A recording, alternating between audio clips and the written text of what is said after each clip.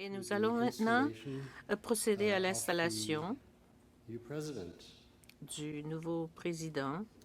Madame la Présidente, je vous invite à introniser votre successeur. Madam President, I would like you to proceed to the installation of your successor.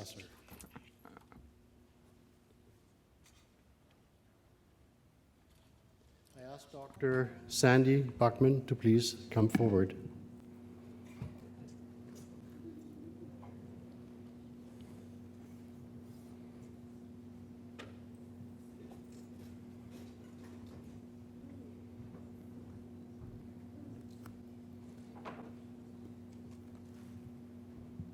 Ladies and gentlemen, mesdames et messieurs, Mesdames et messieurs, c'est maintenant que j'ai le grand honneur de vous présenter le nouveau président de l'Association médicale canadienne, le Dr. Sandy Buckman.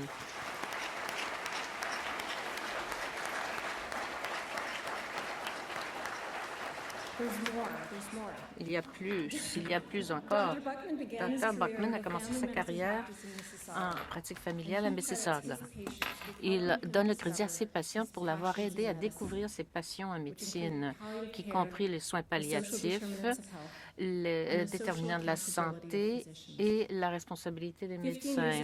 Il y a 15 ans, il a commencé à offrir des soins à domicile, des soins à domicile et de fin de vie à domicile à temps plein à Toronto, surtout aux plus vulnérables et aux sans-abri de Toronto. Il contribue à plusieurs organisations en la matière, y compris les Inner City Health Associate et le Nouvel Hospice à Charmant. Il fait du leadership médical au niveau provincial comme président du Collège des médecins provincial et comme président le Collège des médecins de famille du Canada et maintenant à l'AMC. Veuillez tous accueillir chaleureusement votre nouveau président, le Dr. Sandy Buckman.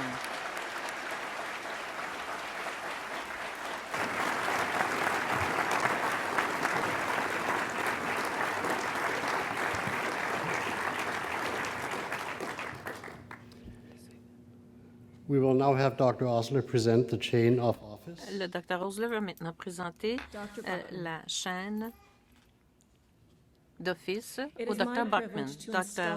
C'est mon privilège de procéder à l'installation comme président de l'Association médicale canadienne pour l'année 2019-2020. Pendant votre mandat, vous devrez préserver et promouvoir le bien-être de l'association et le bien-être de ses membres.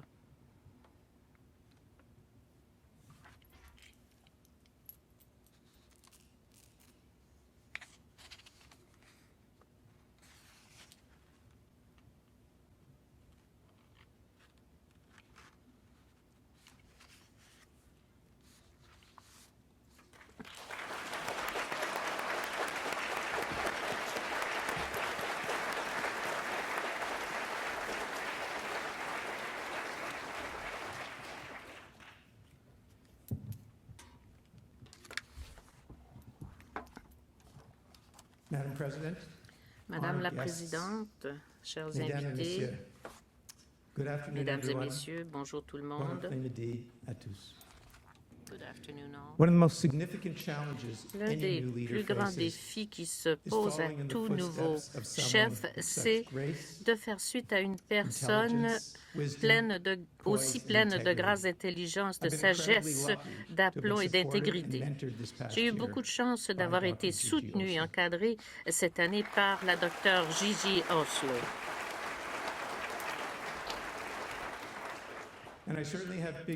Et elle est certainement une grande pointure. Je ne puis qu'espérer pouvoir émuler sa force et sa vision. Gigi, je sais que c'est la troisième fois aujourd'hui, mais au nom de l'AMC, nos membres et moi-même, je vous remercie de votre dévouement et de représenter notre profession à merveille et de l'avoir fait toute l'année écoulée.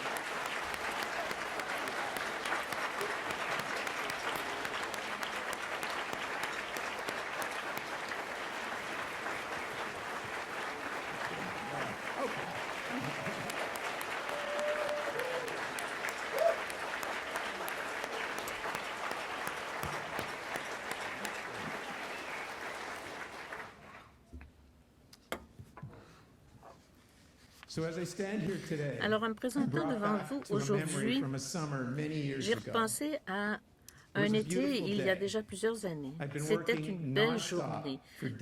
J'avais travaillé sans arrêt le jour et le soir et de bons amis nous avaient invités à leur chalet pour la journée.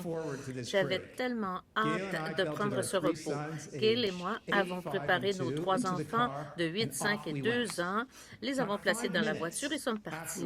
5 minutes après notre arrivée, mon jeune de 5 ans, Noah, s'est coupé le pied sur une roche.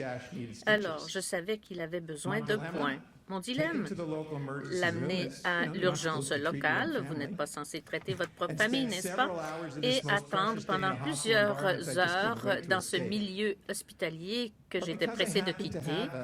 Et comme j'avais avec moi une trousse pour point de suture avec moi, j'en ai toujours en cas d'urgence, je me suis dit que je pouvais le faire moi-même. Après 5 secondes, j'avais décidé. Noah, viens ici. Eh bien, Noah n'était pas vraiment intéressé à écouter son papa. Il a crié au plus fort qu'il le pouvait et ce jeune cri, « Tu ne m'approcheras pas, je veux un vrai médecin, je veux un professionnel. » Eh bien,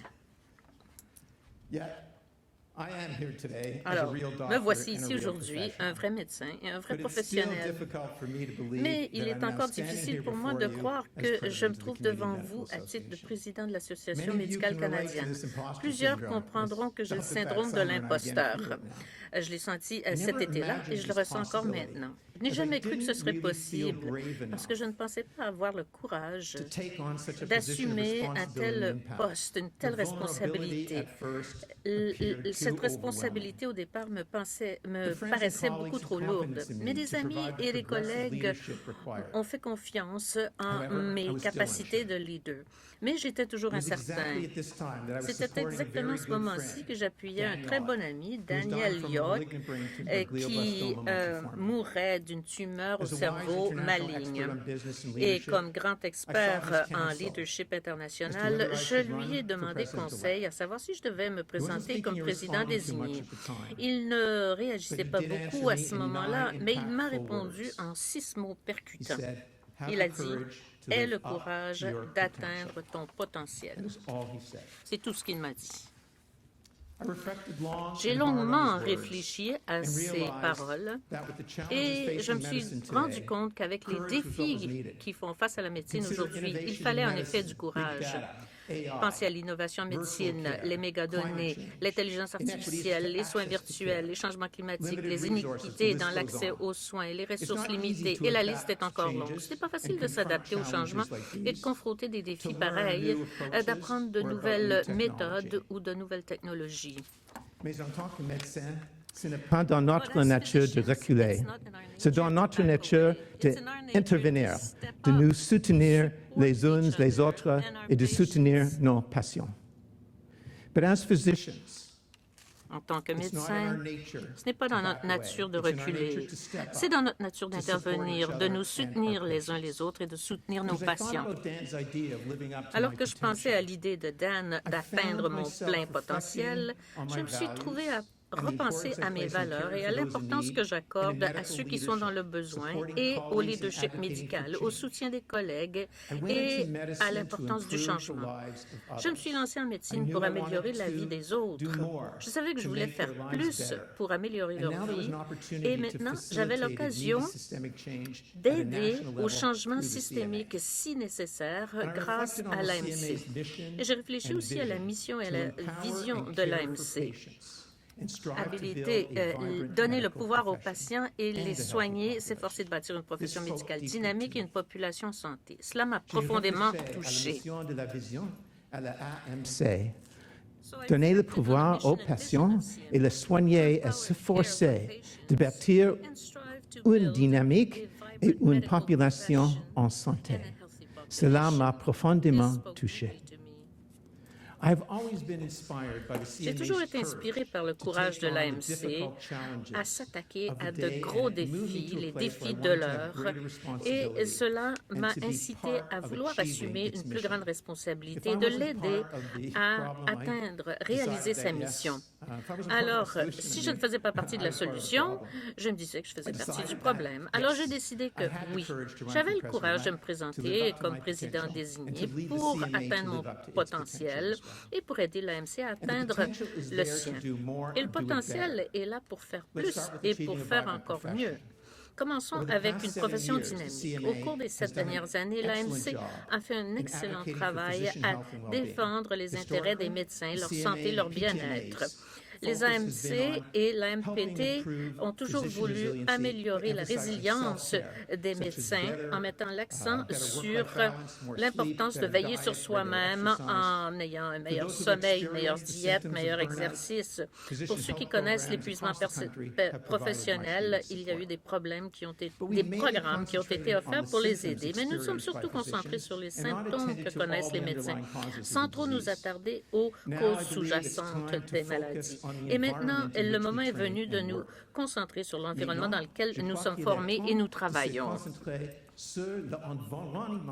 Dans lequel nous sommes formés et travaillons. Medicine is a profession of healers and helpers. La médecine est une profession de guérisseurs et d'aidants. Moi, je suis devenu médecin pour aider à alléger les souffrances, à défaut de guérir. La compassion et l'attention sont au cœur de nos activités de tous les jours. L'attention sont au cœur de nos activités tous les jours.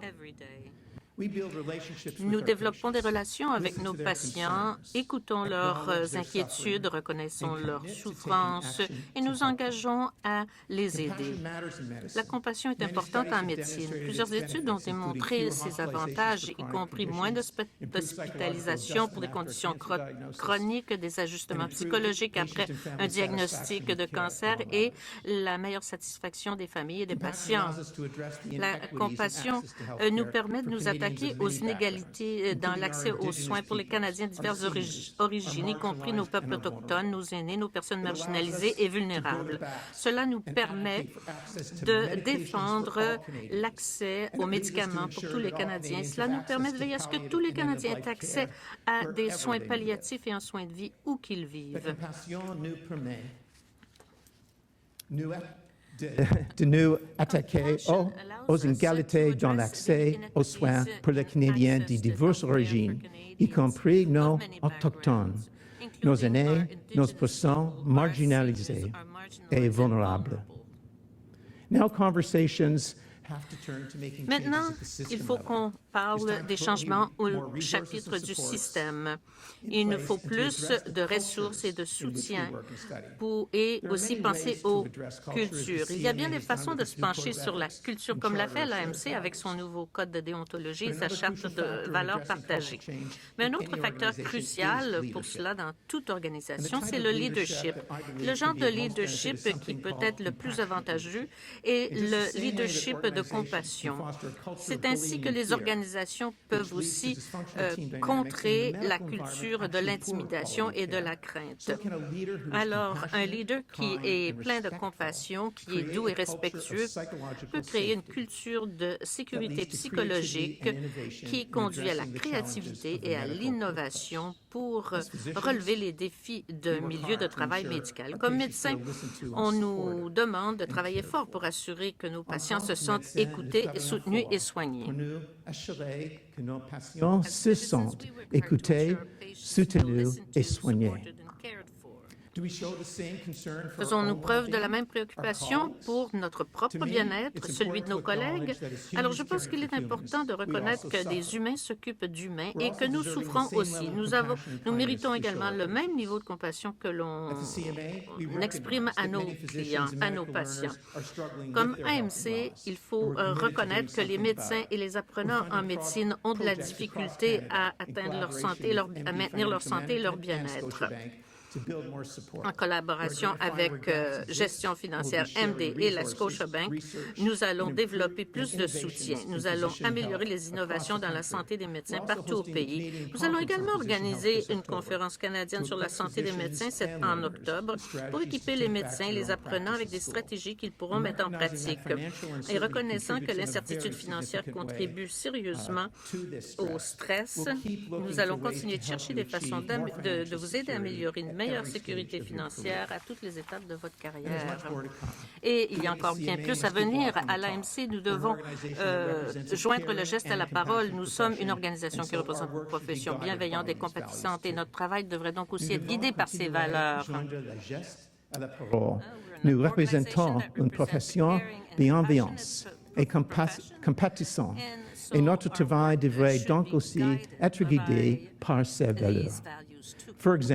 Par exemple, pendant le mandat du Dr Osler, nous sommes faits les champions de la culture de diversité et d'inclusion en médecine. Pour tout le monde, les femmes et les groupes sous-représentés, ils peuvent tous se sentir en sécurité, bien reconnus, bien représentés et appréciés. Et la politique de l'AMC nous permet de créer l'équité et la diversité. Et c'est l'une des façons qui nous permettra de donner l'exemple pour une culture de santé au Canada. Alors, j'ai bien hâte de continuer à travailler, à faire ce travail en partenariat avec vous tous. Au cours des mois à venir, nous aurons plusieurs autres occasions de démontrer un leadership plein de compassion et de proposer des solutions pour que la santé et les soins de santé s'améliorent. Il y aura une élection fédérale cet automne. C'est une occasion unique de mener la conversation sur les changements nécessaires en ce pays, que ce soit une démarche nationale pour la planification des effectifs médicaux ou un plan pour atténuer les risques au changement climatique ou des mesures pour régler les inéquités auxquelles font face les marginalisés, les plus vulnérables. Il faut du courage pour agir sur la scène nationale, pour prendre la parole et contester le statu quo. Pendant 152 ans, l'AMC a toujours voulu amplifier votre voix, unir la profession médicale et nous aider à mieux nous occuper de nos patients. Et c'est quelque chose que j'appuie fermement et c'est pour cela que je suis ici aujourd'hui. Comme médecin et apprenant en médecine, vos voix sont importantes et nous voulons vous donner toutes les occasions qui soient de prendre la parole. Et apprenant en médecine, vos voix comptent. Et nous voulons vous donner toutes les occasions de vous faire entendre. Nous reconnaissons l'impact que le leadership des médecins peut avoir et nous appuyons tous nos membres qui veulent assumer des rôles de leadership dans leurs pratiques, leurs écoles, leurs collectivités, ici à l'AGA et au sommet de la santé au cours des prochains jours. Il y a plusieurs options qui s'offrent à nous tous pour aider à provoquer un changement. Saisissons-les. Joignez-vous à nous. Après tout, nous sommes tous dans le même bateau. Alors, je suis prêt à assumer la présidente de votre association et je suis honoré de représenter mes pairs. Et je suis vraiment débordant de gratitude envers mes nombreux collègues au pays qui m'ont appuyé pour arriver à ce point-ci, au Dr Brody et au conseil de l'AMC, aux présidents qui m'ont précédé, les Dr Marcoux et Osler, et Tim Smith, et à l'équipe de la haute direction qui m'a guidé et encadré pendant mon mandat de président désigné, au personnel de l'AMC et qui me rendent la vie la plus facile possible, à mes amis et collègues au Tammy Latner Center for Palliative Care and the Palliative Education and Care for the Homeless, or PEACH programme, ici à Toronto, qui m'ont vraiment beaucoup aidé cette année, et à tous mes amis mentors, le Dr Gal Galkran et Zal Press, pour tous leurs bons conseils, et pour mes meilleurs amis dans le groupe des médecins masculins qui sont ici aujourd'hui. Également, à vous tous, merci, merci du fond de mon cœur. Et enfin, à ma magnifique famille. Mes parents, Murray et Faggy, qui m'ont élevé avec des valeurs qui me sont si chères et qui sont ici représentées aujourd'hui. Je n'arrive pas à croire ma très bonne étoile, ni la leur non plus. Merci, maman et papa.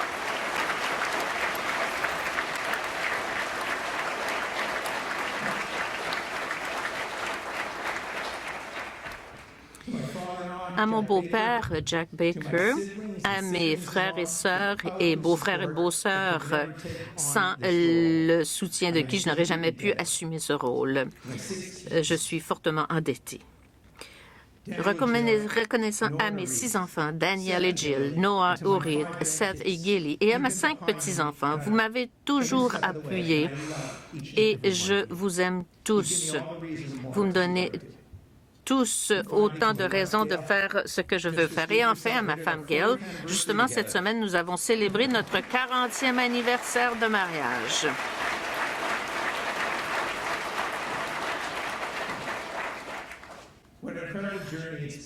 Tout un voyage. Tu as enduré toutes mes poursuites médicales depuis des décennies, mais tu m'as toujours soutenu et sans toi, je n'y serais jamais arrivée. Alors, merci, je t'aime. Alors, ma candidature à la présidence de l'AMC m'a sorti de ma zone de confort et a requis beaucoup de courage, comme l'a dit mon ami Dan. Mais je pense que c'est important de s'impliquer. L'AMC est à un point tournant et nous devons travailler étroitement ensemble pour créer un avenir où notre profession sera dynamique et nos patients seront le plus en santé possible. Assumer ce poste reflète bien pourquoi, comme vous, je suis allée en médecine pour aider les autres de la meilleure façon possible. Nous le faisons parce que cela nous préoccupe et j'ai hâte d'entendre vos idées, vos préoccupations et de travailler avec vous. Allons de l'avant ensemble et nous ferons une différence pour la profession et les patients. Et ayons le courage de faire face à ce qui nous attend pour ensemble atteindre notre plein potentiel. Merci.